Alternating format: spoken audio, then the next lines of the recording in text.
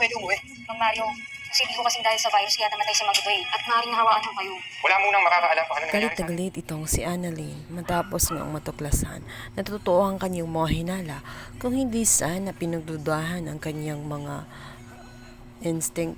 Sana maaga pa lamang ay nalunasan na agad at na-isolate na kagad ang pasyenteng tinutukoy nila na siyang posibleng dahilan at pinagmula ng naturang virus. Duda-duda kasi ang naturang pasyente. Mabilis, progressive ang symptoms ng pasyenteng iyon at mabilis na kumalat sa buong katawan. Mabilis din siyang nagkaroon ng fever at humina ang kanyang katawan. Wala naman siyang sakit o infection sa lungs. Maraming bleeding, maging sa ilong at sa kanyang bunganga. Madalas din siyang mag-seizure.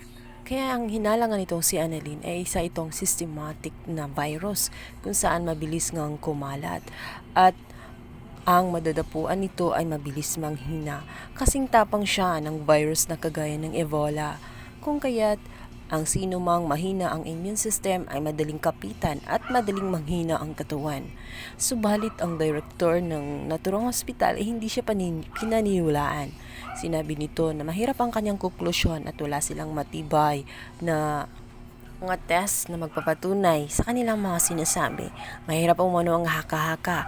Magbibigay lamang ito ng pagkabalisa at pagpanik ng mga tao na siyang magiging dahilan na lalong lalala ang sitwasyon. Mating ang oras sa kanilang kinakatakutan sapagkat lumaganap na nga ito sa buong ospital. At ang sabi ng director ay wala silang magawa kundi lockdown ng naturang ospital upang kontrolin ang virus at huwag nang kumalat sa ibang tao sa labas.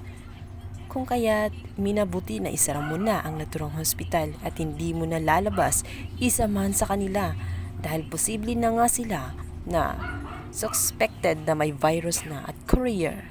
Ilang banda, ito ngang si Moira ay nagre-reklamo na nga dito kay Zoe. Sinabi niya rito na hindi pwede na mananatili siya roon sa ward. Lalo't ang kanyang mga katabi ay may mga ubo. Hindi niya alam kung anong klaseng sakit ang mayroon nito. Ayaw niyang ma-affected o mahawaan ng kanilang mga daladalang sakit. Kaya naman gusto niya ng private room.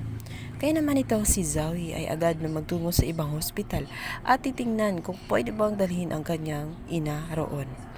Subalit ang hindi niya alam na pumasok siya sa isang hospital kung saan kalat na nga ang virus at naabutan na rin siya sa loob ng deklarasyon ng buong hospital na bawal nang lumabas at nilockdown na nga ito dahil sa virus na kumakalat sa kanilang ospital. Kailangan nila ito ang makontrol at ayaw nilang mag-cause ito ng panic sa mga tao kung kaya't wala mo nang nakakaalam kung anong talagang tunay nang nangyari sa loob. Bukod si Zoe sa mga nangyayari, paano niya ngayon matutulungan ng kanyang ina na ilipat ng ibang hospital kung hindi na nga siya makakalabas dahil naabutan nga siya ng lockdown?